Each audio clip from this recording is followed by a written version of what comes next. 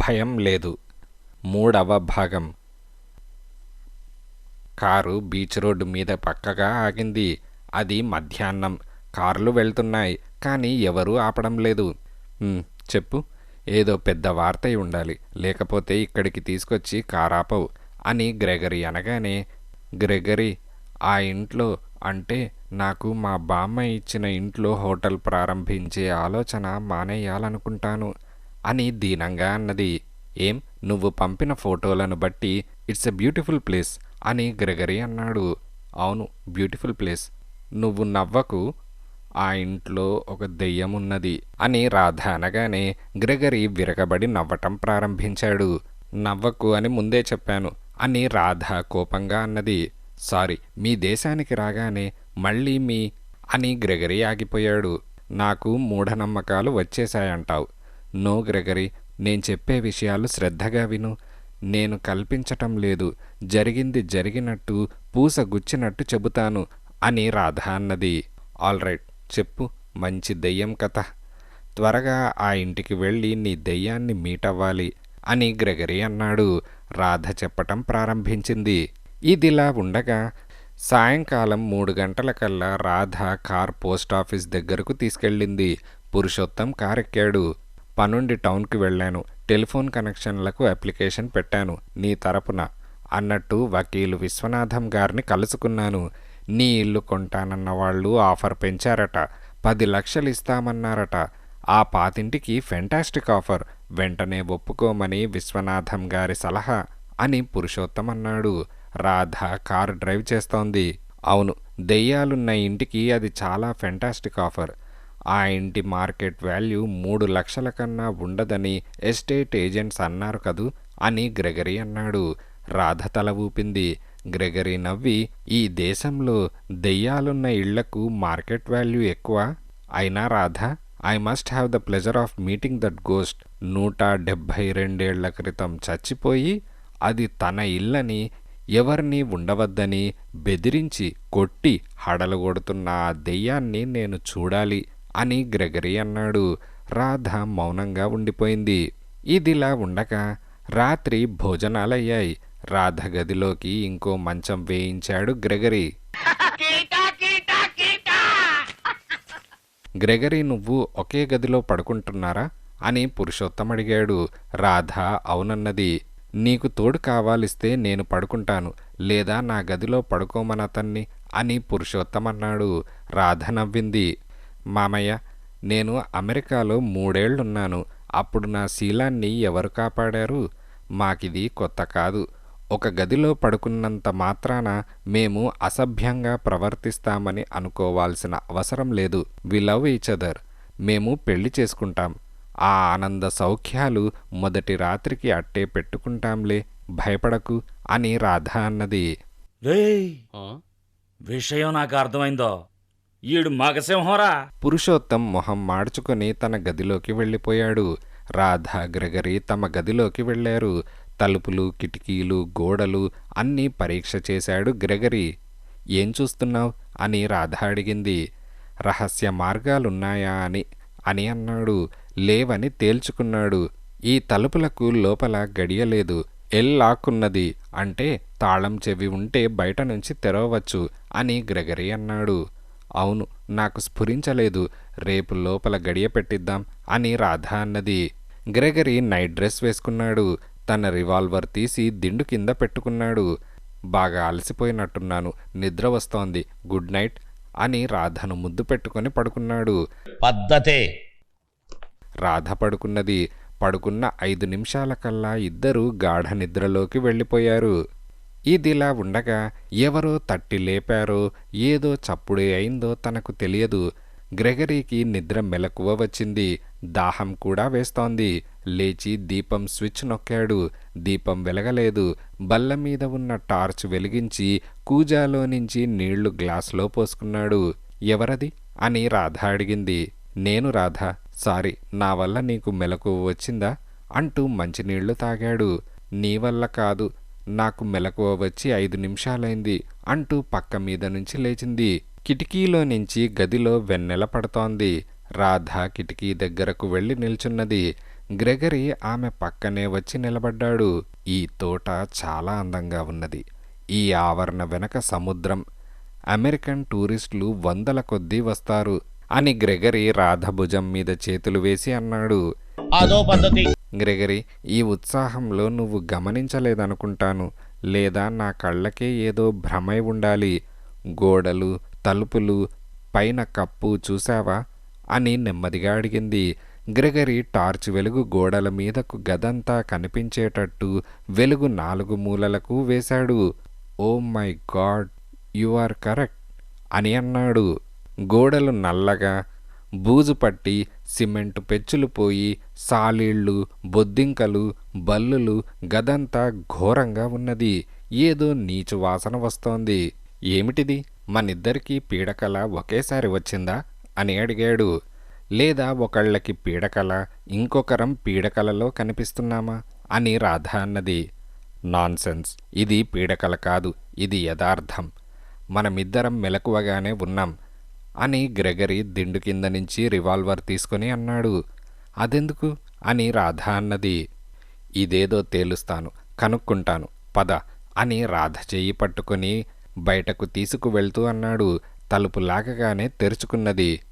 ఎవరో తలుపు తెరిచారు అని వసారాలోకి వెళ్ళి అన్నాడు. పురుషోత్తం గది ముందు ఆగి అతని గది తలుపు తట్టాడు. పురుషోత్తం పలకలేదు. మామయ్య పలకడు అసలు గదిలో అని రాధ అంటోంది. కనుక్కుంటాను అంటూ తన బలమంతా ఉపయోగించి గ్రెగరీ తలుపు తన్నాడు. తలుపు విరిగి పడింది. గదిలో అదే మంచం, అన్నీ అలాగే ఉన్నాయి. అయితే పాతవి, బూజు, సాలీళ్ళు. పురుషోత్తం లేడు. అంతలో కింద నుంచి ఎవరో దండకం చదువుతున్నట్టు వినిపించింది. రివాల్వర్ ఒక చేతిలో టార్చ్ పట్టుకొని గ్రెగరీ త్వరగా మెట్లు దిగుతున్నాడు. జాగ్రత్త గ్రెగరీ అని రాధ అంటోంది. ఆఖరి మెట్టు దిగి ఆగిపోయాడు. అదే హాలు, అవే సోఫాలు, అవే ఫోటోలు. అయితే అన్నీ పాతగా ఉన్నాయి. బూజు, దుమ్ము, బల్లులు, బొద్దింకలు, సాలీళ్ళు. ఏదో దండకం బొంగురు గొంతులో వినిపిస్తోంది. అస్పష్టంగా దగ్గరలో నుంచే వినపడుతోంది. గ్రెగరీ టార్చ్ లైట్ అటు వేశాడు. చచ్చిపోయిన మనుష్యులు మళ్ళీ పుడతారు కానీ పుట్టి మళ్ళీ దెయ్యాలుగా వస్తారని కానీ ఎన్నడూ అతను నమ్మలేదు. అసలు దెయ్యాలలో నమ్మకం లేదు. అటువంటి వాడు క్షణంపాటు ఊపిరాడనట్టు, గుండాగిపోయినట్టు స్తంభించిపోయాడు. హాలులో మధ్య సోఫాల మధ్య నుంచి పొగ వస్తోంది. దట్టంగా పొగ వస్తోంది. ఆ పొగలో ఒకరిద్దరు కూర్చున్నా కనిపించదు. ఆ పొగకి గ్రెగరీ, రాధ కళ్ళు మండుతున్నాయి. గ్రెగరీ ముందుకు వెళ్ళబోయాడు. రాధ అతని చెయ్యి మీద చెయ్యి వేసి ఆపింది. ఆ పొగలో నుంచి వినపడుతున్న మంత్రాలు ఆగిపోయాయి. చిన్న దగ్గు వినిపించింది. రాధ, నా హెచ్చరిక పాటించకుండా ఈ ఇంటికి ఒక అప్రాచ్యుణ్ణి తీసుకొచ్చావు. ఇక నీ మీద జాలిపోయింది. తెలుసుకో, ప్రాణం మీద ఆశ ఉంటే, ఇంకా బతకాలని ఉంటే రేపే ఈ ఇల్లు వదిలి వెళ్ళిపో అన్న మాటలు వినపడ్డాయి. క్రితం రాత్రి విన్న గొంతే. ఏమిటంటున్నాడు అని గ్రెగరీ ఇంగ్లీష్లో రాధనడిగాడు. రాధ జవాబు చెప్పేలోగా, I said that I do not like you. Westerners come to my sacred house and pollute it. If she desires to live, I advise her to leave the house అని పొగలో నుంచి ఇంగ్లీష్లో మాటలు వినిపించాయి. పొగరుగా జవాబు, నువ్వు దెయ్యానివని, 172 క్రితం చచ్చి దెయ్యమై వచ్చావని నేను నమ్మను అని గ్రెగరీ అన్నాడు. Yes, you don't believe. You wanted the pleasure of meeting a ghost, is it not అని అనగానే గ్రెగరీకి ముచ్చెమటలు పోశాయి. కార్లో ఆ ఇంటికి వస్తున్నప్పుడు తను అన్న మాటలవి ఈ దెయ్యానికి ఎలా తెలిసాయి? అవును, నువ్వు దెయ్యానివని నేను నమ్మను. పొగ పెట్టి కనిపించకుండా పొగలో కూర్చొని మాట్లాడుతున్నావు. బయటకురా అని గ్రెగరీ కోపంగా అన్నాడు. నేను రాకపోతే ఏం చేయగలవు నువ్వు అని నవ్వు. పొగలో నుంచి వెక్కిరింపు. షూట్ చేస్తాను, షూట్ చేసి చంపేస్తాను అని గ్రెగరీ అన్నాడు. మళ్ళీ పొగలో నుంచి నవ్వు. చచ్చిపోయిన వాణ్ణి చంపుతావా, యూ ఫూల్ అన్న మాటలు వినిపించాయి. అంతే, గ్రెగరీకి వెర్రి కోపం వచ్చింది. రివాల్వర్ పొగవైపు తిప్పి ఆ పొగలోకి షూట్ చేశాడు. అలా గుండు తర్వాత గుండు షూట్ చేస్తూనే ఉన్నాడు. గుళ్ళన్నీ అయిపోయేటంత వరకు షూట్ చేస్తూనే ఉన్నాడు. రివాల్వర్ ఖాళీ అయిపోయింది. క్లిక్ మన్నది. ఢామ్మనలేదు. పొగలో నుంచి ఎవరో మనిషి చచ్చిన పొలికేక వినిపించలేదు. తన చేతిలో రివాల్వర్ని ఒకసారి చూసుకొని మళ్ళీ పొగను చూశాడు. 2 నిమిషాలు నిశ్శబ్దం. చిన్న నవ్వు వినిపించింది. పిచ్చివాడ, మీ కళ్ళతో చూసేది, మీ చెవులతో వినేవి, మీ చేతులతో ముట్టుకునేవి యథార్థమని నమ్మే అజ్ఞానం మీది. ఇప్పుడిక ఏం చేస్తావు? వస్తున్నాను, నన్ను చూడు అంటూ పొగలో నుంచి కొద్దిగా బయటకు వచ్చింది ఓ ఆకారం. కాళ్ళు, తొడలు, నడుం ఇంకా అన్నీ పొగలోనే ఉన్నాయి. ఛాతీ, మెడ, తల కనిపిస్తున్నాయి. క్రితం రాత్రి రాధ చూసిన ఆకారం అదే. నల్లని గడ్డం, మీసాలు, గిరజాల జుట్టు, నోట్లో నుంచి ఏదో కారుతోంది. అది దెయ్యమని గ్రెగరీ మనస్సు ఒప్పుకోవడం లేదు. ఆ ఆకారాన్ని పట్టుకునేందుకు ఒక్క అడుగు ముందుకు వేశాడు. ఆగు, కదలకు, జాగ్రత్త అని ఆ ఆకారం హెచ్చరించింది. గ్రెగరీ ఆ హెచ్చరిక పాటించకుండా ఇంకో అడుగు ముందుకు వేశాడు. అంతే, ఆ ఆకారం చెయ్యెత్తి ఒక దెబ్బ వేసినట్టు చెయ్యి విసిరింది. గ్రెగరీ మెడ మీద పెద్ద దెబ్బ. గట్టిగా ఉన్న ఏ కర్రతోనో కొట్టినట్లయింది. నిలుచున్న మనిషి కట్టె విరిగి పడినట్టు నిటాగ్గా ముందుకు పడ్డాడు. గ్రెగరీ అంటూ రాధ అతని మీదకు వాలిపోయింది. గ్రెగరీకి స్పృహపోయింది. రాధకి కూడా స్పృహపోయింది. ఇదిలా ఉండగా ముందు గ్రెగరీ నిద్రలో నుంచి లేచాడు. వెంటనే కళ్ళు నలుపుకొని గదంతా కలయ చూశాడు. రాత్రి పీడకలయ్యుండాలి అని అనుకుంటూ రాధ అని పిలిచాడు. రాధ బద్ధకంగా నిద్రలేచింది. రాత్రి నీకు పీడకల వచ్చిందా అని రాధనడిగాడు. అది పీడకల కాదు, నిజంగా జరిగింది అని రాధ అన్నది. పీడకలో లేక నిజంగా జరిగిందో ఎలా తెలుస్తుంది? అదేదో చెప్పు అని అన్నాడు. రాధ విస్తరంగా చెప్పింది. గ్రెగరీ శ్రద్ధగా విన్నాడు. నా అనుభవము అదే. ఇద్దరికీ ఒకే రకమైన పీడకల. ప్రతి వివరం సరిపోయే పీడకల రావడం అసంభవం అంటూ దిండు కింద నుంచి రివాల్వర్ తీశాడు. రివాల్వర్లో తూటాలన్నీ అలాగే ఉన్నాయి. రాత్రి నేను రివాల్వర్ పేల్చాను అని గ్రెగరీ ఆశ్చర్యంతో అన్నాడు. రాధ పక్క మీద నుంచి లేచి గ్రెగరీ దగ్గరకు వెళ్ళి అతను మెడను పరీక్ష చేసి డ్రెస్సింగ్ టేబుల్ మీద ఉన్న అద్దం తెచ్చి అతనికిచ్చింది. చూడు డార్లింగ్, నీ మెడ వెనక ఎంత ఎర్రగా పెద్ద దెబ్బ తగిలినట్టు వాత పడినట్టుందో చూడు అని అన్నది. గ్రెగరీ అద్దంలో చూసుకున్నాడు. అతని మొహం పాలిపోయింది. అతని నమ్మకాలు గాలిలో ఎగిరిపోయాయి. అతని ఆత్మవిశ్వాసం సన్నగిల్లింది. సందేహం లేదు రాధ, ఈ ఇంట్లో దెయ్యం ఉన్నది. దెయ్యం తప్ప ఇటువంటివి మనిషి మాత్రుడు చేయలేడు అని అన్నాడు. అయితే నువ్వు ఈ ఇంట్లో దెయ్యం ఉందని ఒప్పుకుంటున్నావన్నమాట అని రాధ అనగానే, ఒప్పుకోవడమా, బల్లగుద్ది చెబుతాను, ఇది హాంటెడ్ హౌస్ అని అన్నాడు. గ్రెగరీ, నేను పూర్తిగా నమ్మలేకుండా ఉన్నాను. కారణాలు చెబుతాను విను. మొదటిది, మా ముత్తాత ఎవరో మోసగాడు. అతనెవర్నో డబ్బివ్వకుండా మోసం చేశాడంటే నేను నమ్మలేను అని రాధ అన్నది. దట్ సిల్లీ, మీ ముత్తాత గురించి నీకేం తెలుసు? అటువంటి మనిషేనేమో అని అన్నాడు. రెండో కారణం, ఈ ఇంటి విలువ 3 లక్షల కన్నా ఎక్కువ ఖరీదు ఉండదు. కానీ ఈ ఇంటికి ఎవరో 10 లక్షలు ఇస్తామని ఎందుకంటున్నారు అని అడిగింది. ఈ ఇంట్లో దెయ్యం ఉందని వాళ్లకు తెలియదేమో.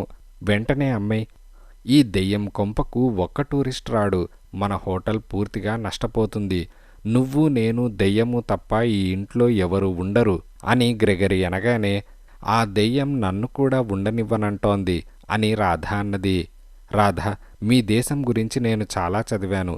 కొండల్లో, అడవుల్లో తపస్సు చేసుకునే మహర్షులు చాలామంది ఉన్నారని, వాళ్ళు గాలిలో నడవగలరని, కనిపించకుండా మాయం కాగలరని, గాలిలో నుంచి బంగారం, వెండి వస్తువులు పుట్టించగలరని, ఇవన్నీ కళ్ళతో చూసిన అమెరికన్లు పుస్తకాలు రాశారు. అవి నమ్మగా లేనిది ఈ దేశంలో దెయ్యాలున్నాయని మాత్రం ఎందుకు నమ్మకూడదు అని గ్రెగరీ అన్నాడు. దెయ్యాలు మా ఒక్క దేశంలోనే ఉన్నాయా అని అడిగింది.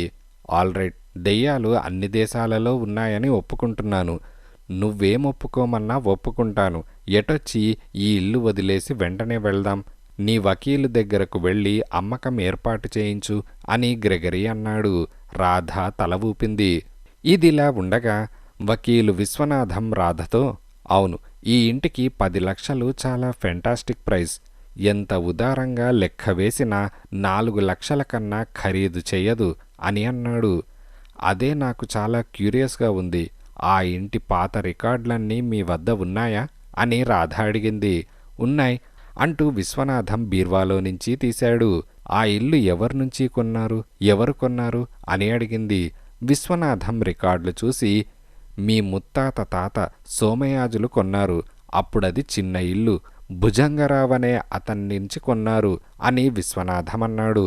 మా కుటుంబాన్ని గురించి, అంటే మా పూర్వీకుల గురించి మీకేమైనా తెలుసా అని రాధ అడిగింది. తెలుసు, చాలా తెలుసు. మా నాన్న, మా తాత, మా ముత్తాత, మేమందరం వకీళ్లమే. మొదట్నుంచి మీ కుటుంబ వ్యవహారాలన్నీ మేమే చూస్తున్నాం. వివరాలన్నీ ఈ కవర్లోనే రాసి ఉన్నాయి అని అన్నాడు. మా తాతలో ముత్తాతలో ఎవరో బాగా డబ్బు సంపాదించి ఆ డబ్బు బంగారంగానూ నగలగానూ ఆ ఇంట్లో ఎక్కడో దాచి ఉంచి ఉండడానికి అవకాశం ఉన్నదా అని అడిగింది. విశ్వనాథం రాధను పరీక్షగా చూసి, నువ్వడుగుతున్న ప్రశ్నలో అంతరార్థం నాకు తెలుస్తోంది. నేనదే విషయం ఆలోచించాను. ఆ ఇంటికి 10 లక్షలు ఇస్తామనగానే నాకు అదే అనిపించింది. మీ వాళ్లలో ఎవరూ అంత డబ్బు సంపాదించుకోలేదు, అంత ధనికులు కారు అని విశ్వనాథం నవ్వుతూ అన్నాడు. కొంచెం ఓపికగా వినండి, మేము కొన్ని విషయాలు చెప్పాలి అని అన్నది. చెప్పమ్మా అని విశ్వనాథం అనగానే రాధ చెప్పడం ప్రారంభించింది. తను ఆ ఇంటికి వెళ్ళినప్పట్నుంచి జరిగినవన్నీ, గ్రెగరీ తను కలిసి చూసిన దృశ్యం గురించి అంతా సవిస్తరంగా చెప్పింది. ఆ ఇంట్లో నిజంగా దెయ్యం ఉంటే ఆ ఇల్లు అమ్మేసో, ఎవరూ కొనకపోతే వదిలేసో వెళ్ళిపోవడానికి నేను సిద్ధమే. కానీ ఎవరో నన్ను మోసం చేస్తున్నారని నాకనిపిస్తోంది అని రాధ అన్నది. నీకెందుకలా అనిపిస్తోంది అని విశ్వనాథం అడిగాడు. బామ్మ పోయినప్పట్నుంచి ఈ ఇల్లు కొంటామని ఆఫర్స్ వస్తున్నాయి. నేనమ్మనంటున్నాను. నేను అమ్మనంటున్న కొద్దీ డబ్బు ఎక్కువ ఇస్తామంటున్నారు. ఎంత ఇచ్చినా నేను ఆ ఇల్లు అమ్మనని నిర్ధారణ చేసుకొని ఎలా చేస్తున్నారో నా ఊహకు అందడం లేదు. ఇదంతా దెయ్యమో పీడకలో, ఇదంతా సృష్టించి నన్ను ఆ ఇల్లు అమ్మేటట్టు చేస్తున్నారేమో, ఇదంతా ఓ పన్నాగమేమో అనిపిస్తోంది. అలాంటిది లేదు. నిజంగా ఆ ఇంట్లో దెయ్యం ఉందని నిర్ధారణ చెయ్యగలిగితే అని రాధ అన్నది. నీకింకా నిర్ధారణ ఏం కావాలి? రాత్రి అనుభవం చాలదు అని గ్రెగరీ అన్నాడు. రాధ, నువ్వంటున్నది నాకు అర్థమవుతోంది. నువ్వు మోసగింపబడడం నీకిష్టం లేదు. మనుష్యులు కావాలని నిన్ను ఆ ఇంట్లో నుంచి పంపించడానికి ప్రయత్నం చేయడం లేదని నిర్ధారణ అవ్వాలి అంటున్నావు. ఆ విషయంలో పోలీసులేం చేయలేరు. కాగ్నిజబుల్ అఫెన్స్ ఇంతవరకు ఏదీ జరగలేదు. మొదటి రాత్రి నువ్వు చూసిన శవం కూడా మళ్ళీ కనిపించలేదు. నీకు సహాయం చేయదలుచుకుంటే చేయగల సమర్థుడు, దెయ్యాలున్నది లేనిది, మనుష్యులైతే వాళ్లను పట్టుకోగలిగినది ఒక్కడే. మేధావి, అపరాధ పరిశోధనలో ఘటికుడు, గొప్పవాడు, నాకు మిత్రుడు అని వకీలు విశ్వనాథం అనగానే, ఎవరు అని రాధ అడిగింది. డిటెక్టివ్ యుగంధర్. కలుసుకొని ఆయన సలహా అడుగు. నేను ఫోన్ చేసి అపాయింట్మెంట్ ఫిక్స్ చేస్తాను అని విశ్వనాథం అన్నాడు. ఇదిలా ఉండగా రాధ మళ్ళీ అన్ని వివరాలు డిటెక్టివ్ యుగంధర్కి చెప్పింది. రాధ మాటలన్నీ యుగంధర్ అసిస్టెంట్ టైప్ మీద రికార్డ్ చేశాడు. యుగంధర్ గారు, మీ అభిప్రాయం ఏమిటి, మీ సలహా ఏమిటి అని అడిగింది. యుగంధర్ వెంటనే జవాబు చెప్పలేదు. 5 నిమిషాలు సిగరెట్ కాలుస్తూ ఆలోచిస్తూ ఉండిపోయాడు. తర్వాత సిగరెట్ యాష్ట్రేలో పడేసి, మిస్టర్ గ్రెగరీ, మీ అభిప్రాయం అని అడిగాడు. చెప్పానుగా, ఆ ఇంట్లో దెయ్యం ఉంది అని అన్నాడు. యుగంధర్ తల ఊపాడు. ఏదో దెయ్యమో దేవతో, ఏదో అభౌతిక శక్తి లేనిదే రాత్రికి రాత్రి అలా ఇల్లు మార్చేయడం జరగదు. అంతేకాక రివాల్వర్ గుళ్లకు చావకుండా దూరాన్నుంచి స్పృహ పోగొట్టే శక్తి సామాన్య మానవులకు ఉండదు. అందువల్ల మీరు చెప్పిన విషయాలను బట్టి ఆ ఇంట్లో దెయ్యం ఉందని అనుకోవాల్సి వస్తుంది అని యుగంధర్ అన్నాడు. రాధ యుగంధర్ని నిస్పృహతో చూసింది. అయితే ఒక్క విషయం అనుమానం కలిగిస్తోంది. రాధ ఇంటిని కొనడానికి ఎవరో చాలా ప్రయత్నిస్తున్నారు. ఇంటి అసలు విలువకు మూడింతలిస్తామంటున్నారు. ఎందువల్ల? అది ప్రశ్న కాదు, ఆలోచన. అందరూ యుగంధర్ మాటలు వింటున్నారు. అఫ్కోర్స్ వ్యాపారం విషయంలో అది వివేకం కావచ్చు, కానీ ఆ ఇంటిని కొనడానికి ప్రయత్నిస్తున్న మనిషికి ఆ ఇంట్లో దెయ్యం ఉందని చెప్పినా కొంటాడా అని యుగంధర్ అన్నాడు. నో, చెప్తే ఎవరూ కొనరు. రాధకు వచ్చే 10 లక్షలు పోతాయి అని గ్రెగరీ అన్నాడు. ఒకళ్లను మోసం చేసి దెయ్యాల కొంప అమ్మడం ధర్మమేనా అని యుగంధర్ ఎదురు ప్రశ్న వేశాడు. గ్రెగరీ మాట్లాడలేదు. అవును, అలా మోసం చేసి నా ఇల్లు ఎవరికో అంటగట్టడం అన్యాయం. చెప్పాలి, ముందే చెప్పాలి అని రాధ అన్నది. వెరీ గుడ్ రాధ, నీ నైతిక విలువలకు నీ మీద గౌరవం ఏర్పడిందమ్మా. అది కూడా ఎలాగైనా డబ్బు సంపాదించాలని తాపత్రయపడే ఈ రోజుల్లో అని యుగంధర్ ఫోన్ తీశాడు. ఒక నెంబర్ తిప్పాడు. Hello, Yugandhar here. విశ్వనాథం గారు, మీ క్లయింట్ వచ్చింది, అంతా చెప్పింది. నా అభిప్రాయమా? ఇంకా ఏమీ తేల్చుకోలేదు. ముందు నాకు కొన్ని వివరాలు కావాలి. రాధ ఇల్లు కొంటానంటున్న వాళ్ళు ఎవరు? అతని పేరేమిటి? వ్యాపారమేమిటి? ఎక్కడుంటున్నారు? ఆ ఇల్లు ఎందుకు వాళ్లకు? ఈ వివరాలు చెప్పగలరా? అలాగా, అయితే వెంటనే ఫోన్ చేసి కనుక్కోండి. ఫోన్ చేయండి అని రిసీవర్ పెట్టేశాడు. తర్వాత ఆ ఇంటిని గురించి వివరాలు కొన్ని అడిగాడు. వెంటనే ఫోన్ మోగింది. Yes, Yugandhar here. Thank you Viswanatham గారు. అలాగా, ఓహో, విచిత్రంగా ఉంది. సామాన్యంగా ఎవరూ అలా చేయరు. That's all right. మీకు మళ్ళీ శ్రమిస్తున్నాను. రాధ ఇల్లు దెయ్యాల కొంప అని ఆ పార్టీకి తెలియజేయమనండి. దెయ్యాలున్నాయని నిర్ధారణ అయిందని నేను చెప్పానని చెప్పమనండి. అయినా కొంటాడేమో కనుక్కోండి అని యుగంధర్ రిసీవర్ పెట్టేశాడు. The modern real estate agencies వారి ద్వారా విశ్వనాథం గారికి నీ ఇల్లు కొంటాననే ఆఫర్ వచ్చిందట. ఇప్పుడు 10 లక్షలు ఇస్తామంటున్న వాళ్ళు వీళ్లేనట. వాళ్ల క్లయింట్ పేరు అన్నా పిళ్ళయ్యట. అతని వ్యాపారమేమిటో వాళ్లకు తెలియదట. రాధ ఇల్లుని 5 స్టార్ హోటల్గా చేయాలని అన్నా పిళ్ళై ఉద్దేశమట. అన్నా పిళ్ళై స్వయంగా రాధతో గాని విశ్వనాథం గారితో గాని వ్యవహారం పెట్టుకోడట. అంతా ఎస్టేట్ ఏజెంట్ ద్వారా, రిజిస్ట్రేషన్ కూడా వాళ్ల ద్వారానే చేయిస్తాడట. తను నిజంగానే ఆ ఇల్లు కొనడానికి సిద్ధమని నిరూపించేందుకు 2 లక్షల రూపాయలు మోడర్న్ రియల్ ఎస్టేట్ ఏజెన్సీస్ వారికి అడ్వాన్స్ ఇచ్చాడట. ఇవి విశ్వనాథం గారు చెప్పిన విషయాలు. యుగంధర్ చెప్పడం ముగించాడో లేదో మళ్ళీ ఫోన్ మోగింది. ఎస్, థ్యాంక్ యూ విశ్వనాథం గారు. నేను ఫోన్ చేసి చెబుతాను అని రిసీవర్ పెట్టేసి వకీలు విశ్వనాథం గారు రియల్ ఎస్టేట్ ఏజెంట్స్కి ఫోన్ చేసి చెప్పారట. రాధ ఇల్లు దెయ్యాల కొంప అని, డిటెక్టివ్ యుగంధర్ కూడా దెయ్యాల కొంప అని ఒప్పుకుంటున్నాడని. ఆ ఏజెంట్స్ తమ క్లయింట్కి చెప్పి మళ్ళీ ఫోన్ చేస్తామన్నారట. ఇప్పుడే ఫోన్ చేశారట. అన్నా పిళ్ళైకి దెయ్యాలలో నమ్మకం లేదని, ఎవరు చెప్పినా తను నమ్మడని, దెయ్యాల కొంపైన 10 లక్షలకు కొనడానికి సిద్ధమేనని చెప్పాడట అని యుగంధర్ అన్నాడు. Very good and thank God. ఎవరిని మోసం చేయడం లేదు, తెలిసే కొంటున్నాడు. ఫూల్. ఎవరో ఫోన్ చేసి అమ్మకం తక్షణం ఏర్పాటు చేయండి అని గ్రెగరీ అన్నాడు. యుగంధర్ నవ్వి, అఫ్కోర్స్ ఇది చాలా సెన్సిబుల్ అడ్వైస్. అయితే రాధ అడిగిన ప్రశ్నకు ఇప్పుడు నేను సమాధానం చెప్పాలంటే నాకు కాస్త అనుమానం కలుగుతోంది. నిజంగా రాధని మిమ్మల్ని భయపెట్టి ఆ ఇల్లు అమ్మేటట్టు చేస్తున్నారా? అది సమస్య అని యుగంధర్ అన్నాడు. మీ సలహా ఏమిటి అని గ్రెగరీ అడిగాడు. రాధ అంగీకరిస్తే నేను నా అసిస్టెంట్ రాజు, ఇంకో అసిస్టెంట్ కాత్య ఆ ఇంటికి వస్తాం. ఈ రాత్రి అక్కడ పడుకొని దర్యాప్తు చేస్తాం అని యుగంధర్ అన్నాడు. ఓ, మీ ఫీజెంత అని గ్రెగరీ అన్నాడు. యుగంధర్ నవ్వి, ప్రస్తుతానికి ఏమీ లేదు, జస్ట్ క్యూరియాసిటీ. వకీలు విశ్వనాథం గారి క్లయింట్ కనుక ఇంట్రెస్ట్, అంతే అని యుగంధర్ అన్నాడు. రాధ తల ఊపి, థ్యాంక్స్, ఎప్పుడు వస్తారు అని అడిగింది. అరగంట టైం ఇవ్వండి, మాకు కావాల్సిన వస్తువులు సర్దుకొని బయలుదేరతాం అని యుగంధర్ అన్నాడు. అయితే అరగంటలో మేమలా బజారుకు వెళ్ళి వస్తాం అని గ్రెగరీ అన్నాడు. ఇదిలా ఉండగా రాధ గ్రెగరీ బయటకు వచ్చారు. ఏమిటి కొనాలి అని రాధ అడిగింది. ఏం కొననవసరం లేదు, కానీ నిన్ను హెచ్చరించాలని తీసుకొచ్చాను. ఈ ప్రైవేట్ డిటెక్టివ్లను నమ్మకూడదు.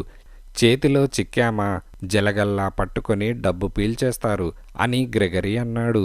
రాధ నవ్వుతూ, అమెరికాలో ఉన్న సామాన్య ప్రైవేట్ డిటెక్టివ్లని చూసి నువ్వు అందరూ అలాంటి వాళ్లే అనుకుంటున్నావు. నీకు డిటెక్టివ్ యుగంధర్ గారి విషయం తెలియదు అని రాధ అన్నది. ఇదిలా ఉండగా, రాజు రెడీయా అని యుగంధర్ అనగానే, ఎస్ సార్ అని రాజు అన్నాడు. నువ్వు కాత్య అని అనగానే, రెడీ సార్ అని కాత్య అన్నది. కంప్లీట్ కిట్ వస్తువులన్నీ ఉన్నాయా అని యుగంధర్ అడిగాడు. అన్నీ ఉన్నాయి సార్, ఒకటి మర్చిపోలేదు అని రాజు అన్నాడు. వెరీ గుడ్, పదండి పోదాం అని యుగంధర్ అన్నాడు. ముందు అంబాసిడర్ కార్ రాధ డ్రైవ్ చేస్తోంది. వెనకే రాజు క్లైజర్ కార్ డ్రైవ్ చేస్తున్నాడు. సరిగ్గా 30 గంట తర్వాత రాధ ఇంటి ముందు 2 కార్లాగాయి. రాధ హారన్ మోగించింది. తోట మనిషి పరిగెత్తుకుని వచ్చి గేట్ తెరిచాడు. యుగంధర్, రాజు, కాత్య కారు దిగారు. ఇల్లు చాలా అందంగా ఉన్నది. వెనక సముద్రం, అందమైన తోట, తెల్లగా సున్నం కొట్టిన ఇల్లు ధగధగ మెరుస్తోంది అని కాత్య అన్నది. ఇది దెయ్యాల ఇల్లంటే ఎవరూ నమ్మరు అని రాజు అన్నాడు. రాధ నవ్వి, థ్యాంక్స్, ఇంట్లోకి రండి, ఆ తర్వాత చెప్పండి అని అన్నది. 2 కార్లు పోర్టుకోలో ఆపారు. హాల్లోకి వెళ్ళగానే తళతళా మెరుస్తున్న సోఫాలు, శుభ్రంగా ఉన్న గోడలు, గిల్ట్ ఫ్రేముల్లో ఉన్న ఫోటోలు, మూలల బల్లల మీద వేజుల్లో పువ్వులు అన్నీ చూసి, మీ బామ్మ ఈ ఇల్లు చాలా చక్కగా చూసుకున్నది, నువ్వు శ్రద్ధగా చూసుకుంటున్నావు, ఈ ఇంట్లో దెయ్యం ఉందంటే నమ్మకం కుదరడం లేదు అని యుగంధర్ అన్నాడు. యుగంధర్ రాజులకు ఒక గది, అది రాధా గ్రెగరీల గదికి కుడిపక్కనున్న గది. ఎడం వైపు కాత్య గది. పని మనిషి సామాన్లు వాళ్ల గదుల్లో పెట్టింది. యుగంధర్, రాజు, కాత్య ఇల్లంతా తిరిగారు. ప్రతి తలుపు, ప్రతి గోడ, ప్రతి తూము, ప్రతి ఊచ పరీక్ష చేశారు. నేలల్లో డొల్లలున్నాయేమో పరీక్ష చేశారు. చీకటి పడుతూ ఉండగా హాల్లోకి వచ్చారు. రోజంతా చాలా బిజీగా ఉన్నారు, మీరేమైనా కనుక్కున్నారా అని గ్రెగరీ అడిగాడు. ఈ ఇల్లు చాలా గట్టిగా కట్టిన ఇల్లు. రహస్య మార్గాలు కానీ సొరంగాలు కానీ ఏవీ లేవు. మీటలు, కిటుకులు అసలు లేవు. అంతవరకు నిర్ధారణగా చెప్పగలను అని యుగంధర్ అన్నాడు. పని మనిషి దీపాలు వెలిగించింది. రాధా, పురుషోత్తం కూడా హాల్లోకి వచ్చారు. సోఫాల్లో కూర్చున్నారు. దెయ్యాలనేవి ఉన్నాయని, చచ్చిపోయిన మనుషులు దెయ్యాలుగా వస్తాయని మీకు నమ్మకం ఉందా యుగంధర్ గారు అని పురుషోత్తం అడిగాడు. నమ్మకమున్నది. అర్ధరాత్రి అతిథి అనే ఒక కేసులో, గణగణ మోగిన గంట అనే కేసులో దెయ్యాల గురించి దర్యాప్తు చేయవలసి వచ్చింది. మానవాతీతమైన శక్తులు కొన్ని ఉన్నాయని, మనుష్యుల్లో మంచివాళ్ళు చెడ్డవాళ్ళు ఉన్నట్టు దెయ్యాలలో కూడా మంచి చెడ్డ దెయ్యాలు ఉన్నాయని నమ్మకం కుదిరింది. అయితే ఒక్కొక్కప్పుడు దెయ్యాల మీద మనుష్యులకున్న భయం ఆస్కారంగా తీసుకొని దుర్మార్గులు కొందరు తమ స్వలాభం కోసం దెయ్యాలు లేని చోట దెయ్యాలున్నట్టు కల్పించి ఇంట్లో వాళ్లను భయపెట్టడానికి ప్రయత్నిస్తారు. చావు తప్పితే చాలు అనే కేసులో అటువంటి స్థితి ఏర్పడింది.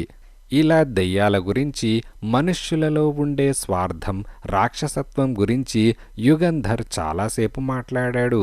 9 అయింది, వడ్డించనా అంటూ రంగనాథయ్యర్ వచ్చి అడగ్గానే, అప్పుడే 9 అయిందే, యుగంధర్ గారు మాట్లాడుతూ ఉంటే టైం తెలియనేలేదు అని రాధ అన్నది. అందరూ భోజనానికి వెళ్లారు. భోజనాలయ్యాక ఎవరి గదుల్లోకి వాళ్లు బయలుదేరారు. మేడ మీద నడవాలోకి వెళ్ళిన తర్వాత, ఏమైనా ఇన్స్ట్రక్షన్స్ ఇస్తారా అని గ్రెగరీ అడిగాడు. ఏం లేదు, మీలాగే నేను పడుకుంటాను, రాత్రి ఏం జరుగుతుందో చూద్దాం. 172 క్రితం చనిపోయి దెయ్యంగా వచ్చిన భుజంగరావుకి డిటెక్టివ్లన్నా కోపమేమో కనుక్కుందాం అని యుగంధర్ అన్నాడు. ఇదిలా ఉండగా యుగంధర్ ఉలిక్కిపడి నిద్ర లేవలేదు. మెల్లిగా నిద్ర మెలకువ వచ్చింది. ఎందుకు మెలకువ వచ్చిందో కూడా తెలియదు. చేతికున్న రేడియం డయల్ గడియారం చూసుకున్నాడు. సరిగ్గా 1 గంటైంది. అలాగే కదలకుండా పడుకున్నాడు. ఎక్కడెక్కడో ఏవో కీచుకీచు శబ్దాలు, ఎవరెవరో రహస్యంగా మాట్లాడుకుంటున్నట్లు గుసగుసలు, ఎక్కడో తలుపులు బాదుతున్నట్టు చప్పుళ్ళు. లేచి వెళ్ళి దీపం స్విచ్ నొక్కాడు. వెలగలేదు. కరెంట్ లేదు సార్ అని రాజు అన్నాడు. నువ్వు మెలకువగానే ఉన్నావా అని యుగంధర్ అన్నాడు. 5 నిమిషాలైంది మెలకువ వచ్చి అంటూ రాజు టార్చ్ వెలిగించాడు. రాధకు వచ్చిన పీడకల లాంటిది మనకు వచ్చిందా అంటూ రాజు చేతిలో నుంచి టార్చ్ తీసుకొని యుగంధర్ వెలుగు గదంతా 4 మూలలా వేసి చూశాడు. విచిత్రం, రాధ చెప్పినట్టే కొన్ని గంటలలో ఇల్లు స్థితి అంతా మారిపోయింది. పైనుంచి బల్లి కింద పడింది. 2 బొద్దింకలు టార్చ్ అద్దం మీద నుంచి వెళ్ళాయి. వాటి నీడ 10 పెద్దదై గోడ మీద పడింది. గోడలకు సున్నం పోయి మసిపట్టి ఉన్నాయి. ఎక్కడ చూసినా బూజు. మనం పడుకున్న మంచాలు ఇవేనా అని యుగంధర్ అడిగాడు. ఆలోగా రాజు ఇంకో టార్చ్ తీసుకున్నాడు. అయి ఉండాలి. అదే దుప్పటి, అదే గీతల డిజైన్, అదే మంచం. ఎటొచ్చి పాతది, కదిలితే కీచుమంటోంది అని రాజు అన్నాడు. మరి మన సామాన్లు అని యుగంధర్ అడిగాడు. అన్నీ అక్కడే ఉన్నాయి. అదిగో పెట్టే, మీరు విప్పిన కోట్, ప్యాంట్, మన షూస్ అని రాజు వెలుగు అటువైపు వేస్తూ అన్నాడు. అవే స్టాండ్స్, అవే బల్లలు అని యుగంధర్ అన్నాడు. అవును, తేడా అల్లా ఇవి పాతవి అంటూ రాజు దిండు కింద చేయి పెట్టాడు. తన సిగరెట్ కేస్, లైటర్ దిండు కిందే ఉన్నాయి. సిగరెట్ వెలిగించాడు. యుగంధర్ దిండు కింద నుంచి తన సిగరెట్ తీసుకొని వెలిగించాడు. మన రివాల్వర్స్ కూడా అక్కడే ఉన్నాయి అని యుగంధర్ అన్నాడు. అవును, ఏ మార్పు లేదు, ఇంట్లో మార్పు తప్ప అంటూ రాజు కిటికీ దగ్గరకు వెళ్ళి టార్చ్ వెలుగు తోటలోకి వేశాడు. యుగంధర్ కూడా కిటికీ దగ్గరకు వెళ్ళాడు. ఆశ్చర్యం, అవే చెట్లు, అవే క్రోటాన్స్, అవే మొక్కలు. ఎటొచ్చి ఇవి ఎండి చెత్తగా చెదురుగా పెరిగి ఉన్నాయి అంతే అని యుగంధర్ అన్నాడు. అదే ఇల్లు రాత్రికి రాత్రి మారింది, అందులో సందేహం లేదు అని రాజు అన్నాడు. 100 మంది మనుష్యులు కలిసి పనిచేసినా ఈ కాసేపట్లో ఏ ఇల్లు ఇలా తయారు చేయలేరు అని యుగంధర్ అన్నాడు. రాధ చెప్పిందంతా నిజం. అది పీడకల కాదు, ఆమెకు జరిగింది నిజంగా జరిగింది. పాపం, వాట్ ఎ ఘోస్ట్లీ ఎక్స్పీరియన్స్ అని రాజు అన్నాడు. మన ఇద్దరికేనా మిగతా వాళ్ళందరికీ మెలకువ వచ్చి ఉంటుందా అని యుగంధర్ అన్నాడు. ఏవో చప్పుళ్ళు గుసగుసలు వినిపిస్తున్నాయి, వెళ్ళి చూద్దాం సార్ అని రాజు అన్నాడు. యుగంధర్ తల ఊపాడు. తలుపు బయట గడియ వేసి ఉన్నది. రాజు బలమంతా ఉపయోగించి లాగితే కాని రాలేదు. ఇద్దరు నడవాలోకి వెళ్లారు. హలో, మీరూ లేచారా అని కాత్య అడిగింది. నడవాలో నిలబడిన్నది. ఒక చేతిలో టార్చ్, మరొక చేతిలో పిస్తాల్. అంతలో ఇంకో తలుపు తెరుచుకున్నది. గ్రెగరీ, రాధ ఇద్దరూ నడవాలోకి వచ్చారు. యుగంధర్ గారా అని రాధ అడిగింది. అవును, నేను, రాజు, కాత్య అని యుగంధర్ అనగానే, చూశారా అని రాధ మెల్లిగా అడిగింది. అవును, నువ్వు చెప్పినట్లే ఇల్లంతా మారిపోయింది, ఈ నడవా కూడా. ఎంత దుమ్మో, ఛ అంటూ మీదకు వచ్చిన బొద్దింకను దులిపేశాడు. ఈ ఇల్లు దెయ్యాల కొంప, పోదామంటే వినకుండా ఇంకా ఆరా తీస్తానంటుంది ఈ మొండిది అని గ్రెగరీ ఆప్యాయంగా రాధ భుజం మీద చెయ్యి వేసి అన్నాడు. మీ మామయ్య లేవలేదా అని యుగంధర్ అడిగాడు. లేవడు, చెప్పానుగా అని రాధ అంటోంది. గ్రెగరీ టార్చ్ వెలుగు పురుషోత్తం గది తలుపు వైపు వేశాడు. ఈ తలుపు నేను రాత్రి విరగ్గొట్టాను, మళ్ళీ ఎలా మామూలైంది అని గ్రెగరీ అన్నాడు. పొద్దున నిద్రలేవగానే పురుషోత్తం గారి గది తలుపు చూసినప్పుడే మీకు సందేహం కలిగి ఉండాలి. అయినా ఆయన్ని నిద్రలేపడానికి ప్రయత్నిద్దాం అని యుగంధర్ అన్నాడు. రాజు పురుషోత్తం గది తలుపు తట్టాడు. పురుషోత్తం పలకలేదు. యుగంధర్ జేబులో నుంచి తాళం చెవుల గుత్తి స్క్రూడ్రైవర్ తీశాడు. నిమిషంలో గది తలుపు తెరిచాడు. గదిలో పురుషోత్తం పడుకొని ఉన్నాడు. మామయ్య అని రాధ భయంతో అరిచింది. ఇంత చప్పుడైనా ఆయన ఎందుకు లేవలేదు అని కాత్య అడిగింది. అందరూ తలుపు దగ్గరే నిల్చున్నారు. ఎవరూ లోపలికి అడుగు వెయ్యలేదు.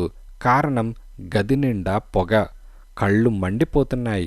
పొగలో నుంచి మసక మసకగా కనిపిస్తున్నాడు. మంచం మీద పురుషోత్తం పడుకొనున్నాడు. యుగంధర్ ఒక్క అడుగు ముందుకు వేశాడు.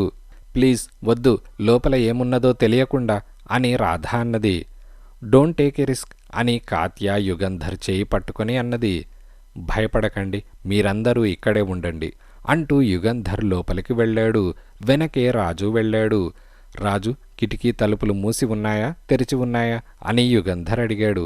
చూస్తాను సార్ అని క్షణం తర్వాత, మూసి ఉన్నాయి, తెరుస్తాను సార్. కొక్కాలు తుప్పు పట్టి ఉన్నాయి. తెరిచేశాను సార్ అని రాజు అన్నాడు. కళ్ళు మండుతుంటే కాసేపు కళ్ళు మూసుకో అని యుగంధర్ తన కళ్ళు మూసుకొని 5 నిమిషాల తర్వాత కళ్ళు తెరిచాడు. గదిలో పొగలేదు, పొగపోయింది. దెయ్యం సృష్టించిన పొగ అయితే కిటికీ తెరిచినంత మాత్రాన ఎలా పోతుంది అని కాత్య గదిలోకి వచ్చి అన్నది. రాధ తన మామయ్య దగ్గరకు వెళ్ళి తట్టింది. చూద్దాం అంటూ యుగంధర్ పురుషోత్తం దగ్గరకు వెళ్ళాడు. రాధ ఎంత తట్టినా లేవలేదు. యుగంధర్ దొర్లించాడు, అయినా లేవలేదు. మామయ్య అని రాధ దీనంగా పిలిచింది. ఏమీ కాలేదు. ఉచ్ఛ్వాస నిశ్వాసలు సాఫీగా ఉన్నాయి. నాడి బలంగా ఉన్నది. స్పృహ పోయిందనుకుంటాను అని యుగంధర్ అన్నాడు. యుగంధర్ అలా అంటూ ఉండగానే పురుషోత్తం ఆవులించి ఒళ్ళు విరుచుకొని ఆకారాలన్నీ చూసి వెర్రికేకలు వేయడం ప్రారంభించాడు. భయపడ్డాడు అంటూ యుగంధర్ టార్చ్ వెలుగు రాధ మొహం మీదకు వేసి, భయం లేదు రాధ, నేను యుగంధర్ని అని అన్నాడు. ఆ మాటలు విన్నాక పురుషోత్తం తేరుకొని అరవడం మానేశాడు. ఏంటి, ఏం జరిగింది అంటూ లేచి మంచం మీద కూర్చొని అడిగాడు. ఏమీ జరగలేదు ఇంతవరకు. మాకందరికీ కాస్త ముందు మెలకువ వచ్చింది అంతే అని యుగంధర్ అన్నాడు. ఈ అర్ధరాత్రి అందరిక్కడికి ఎందుకొచ్చారు అని పురుషోత్తం అడిగాడు. ఇది రాధ పీడకల అని గ్రెగరీ అన్నాడు. అంటూ గదంతా టార్చ్ వెలుగు వేసి చూపించాడు. అంతే, పురుషోత్తం గజగజ వణకడం ప్రారంభించాడు. భయం లేదు, అందరం ఇక్కడేమున్నాం అని పురుషోత్తం భుజం మీద చెయ్యి వేసి యుగంధర్ అన్నాడు. రాధ చెబితే నేను నమ్మలేదు అని అన్నాడు. కింద నుంచి రకరకాల చప్పుళ్ళు, కీచుమని కర్రుమని గుసగుసలు వినిపిస్తున్నాయి. అందరూ చెవులు రిక్కించుకొని వింటున్నారు. అంతలో ఏదో మంత్రాలు, దండకం చదువుతున్నట్టు బొంగురు కంఠస్వరం వినిపించింది. యుగంధర్కి సంస్కృత భాష బాగా వచ్చు. ఏమిటా దండకం, ఏమిటా మంత్రాలు వింటున్నాడు. రిజ్వా రిసాజ్వా రీరిజ్వా రీరా రిజ్వా రీరా రిజ్వా రిరయాం భవంతి భ్రమ భవంతి భ్రమకాండ భవంతి భవనాలోక నాస్యాం జరం జ్వరం జరా జర జర్జం జ్వరం జర్జీరం. మాటలు స్పష్టంగానే వినపడుతున్నాయి. ఏమిటా దండకం అని రాజు అడిగాడు. సంస్కృతంలా వినిపిస్తోంది. శబ్దాలు కొన్ని ఉన్నాయి. సంస్కృతం భాష కాదు అని యుగంధర్ అన్నాడు. అంటే ఆ మంత్రాల సారాంశం మనకు తెలియదన్నమాట అని రాధ అన్నది. మంత్రాలైతే నేను రాజు కిందకు వెళ్ళి చూస్తాం. రాధా, గ్రెగరీ, మీకు ఈ అనుభవం ఒకసారి కలిగింది కనుక మీరు రావాల్సిన అవసరం లేదు. కాత్య మీకు తోడు ఉంటుంది. పురుషోత్తం గారికి మాతో వచ్చి కనుక్కునే ఉత్సాహం, శక్తి ఉన్నట్టు లేదు అని యుగంధర్ అన్నాడు. వాట్ నాన్సెన్స్, మాకు కాత్య ఒక ఆడది తోడేమిటి, మేము వస్తాం అని గ్రెగరీ అన్నాడు. మీరు వెళ్తే నేనొక్కణ్ణి అని పురుషోత్తం దీనంగా అన్నాడు. రండి మాతో అని కాత్య అన్నది. ముందు యుగంధర్, వెనక కాత్య, తర్వాత గ్రెగరీ, రాధ, పురుషోత్తం, ఆ వెనక రాజు ఇలా గదిలో నుంచి బయటకు వచ్చారు. పురుషోత్తం చేతిలో మాత్రం టార్చ్ లేదు. గ్రెగరీ, యుగంధర్, రాజు, కాత్యల చేతుల్లో రివాల్వర్స్ ఉన్నాయి. మెట్లు దిగుతున్నారు. చీకట్లో వాళ్ల టార్చ్ వెలుగు వలయాకారంలో పడుతోంది. మెట్ల మీద అడుగులు వేస్తున్నప్పుడు మెట్లు మూలుగుతున్నట్లు అంటూ శబ్దం చేస్తున్నాయి. 2 గబ్బిలాలు వాళ్ల మీదకు ఎగిరి వచ్చాయి. యుగంధర్ చెయ్యి విసిరాడు. అవి మళ్లీ పైకి వెళ్ళి పైన తిరుగుతున్నాయి. ఆఖరి మెట్టుకు ఇంకా 4 మెట్లుండగా యుగంధర్ ఆగిపోయాడు. ఇప్పుడు అందరికీ భయమే. ఇంకా ఉంది.